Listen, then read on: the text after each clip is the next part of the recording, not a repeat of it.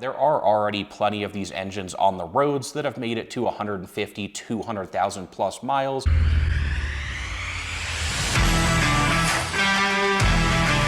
Hey everyone, this is Zach with 8020 Automotive, here today with a video on the Toyota 2GR-FKS, common problems and engine reliability. The Toyota 2GR-FKS is the newest variant of the 2GR engine family and was first introduced in the 2016 Tacoma. This engine is still in production to this day, but it is largely being phased out or already has been phased out in a lot of Toyota models that previously used this engine. Now, it shares much of its design in common with the 2GR-FE, but really the two primary updates with the FKS engine variant were the addition of direct fuel injection as well as on-demand Atkinson cycle. Really, both of these technologies are aimed at improving fuel economy and emissions. Now, much like with the 2GR-FE, this is still an incredibly reliable engine, even though some of these newer technologies and additions may add a little more complexity to the 2GR-FKS.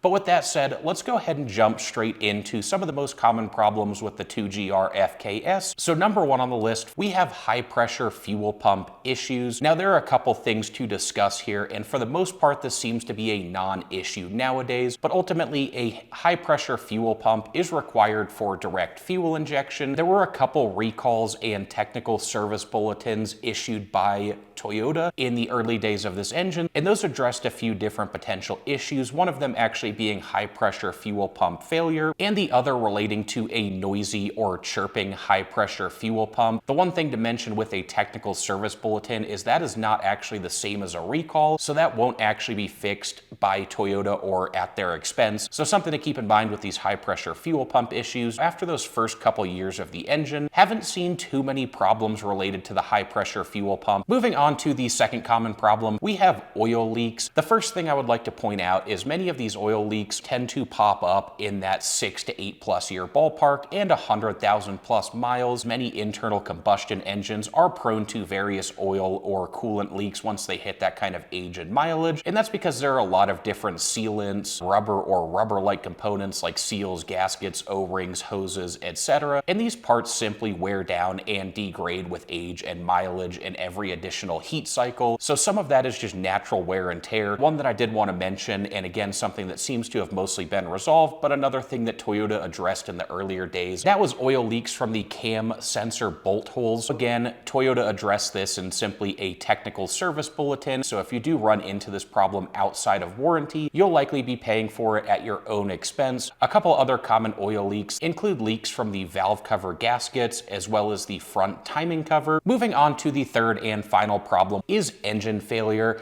Now, I do want to point out this is something that most should not be concerned with, and I wouldn't hold anything against the 2GR-FKS for these rare engine failures that have been seen. But nonetheless, it's worth mentioning just because it's such a serious and expensive issue. This seems to have mostly occurred on Tacoma models, specifically issues with the connecting rods and bearings on cylinders number 5 and 6. And one theme that seems to come up with some of these failures is that it tends to occur on very, very steep slopes. Nothing you would experience on any kind of public highway or road, but potentially if you're off-roading or going off the beaten path and end up on some very steep slopes and leave the car idling there, that can cause some oiling issues with these engines, which leads to poor lubrication specifically on those cylinders 5 and 6. But again, this is something that is a very, very rare and I would consider fluky problem, not something that I would personally be concerned about.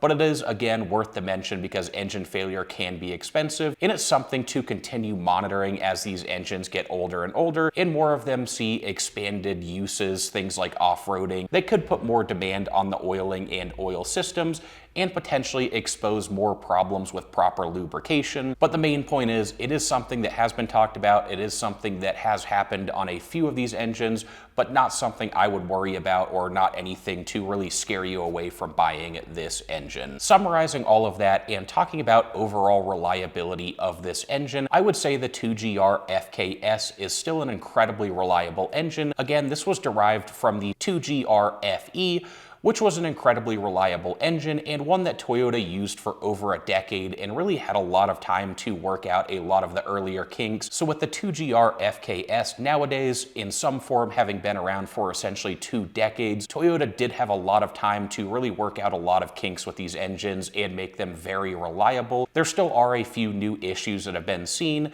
Again, some high-pressure fuel pump issues draw potential concerns around the added complexity of things like direct injection and the addition of the Atkinson cycle. And so there are a couple more complexities compared to the earlier 2GR-FE, but this should still be an incredibly reliable engine, and time will tell if it holds up just as well as the 2GR-FE. But for now, there are already plenty of these engines on the roads that have made it to 150, 200,000 plus miles with very few issues along the way. So as is the case with any engine, use quality oils, change fluids on time, overall just maintain the 2GR-FKS well, and it's likely this will be an incredibly reliable engine that can go for decades and decades and hundreds of thousands of miles. Anyway guys, that wraps up our video for today. If you appreciated the content, please hit that like button, subscribe to the channel, and stay tuned for more in the future. Thanks everyone.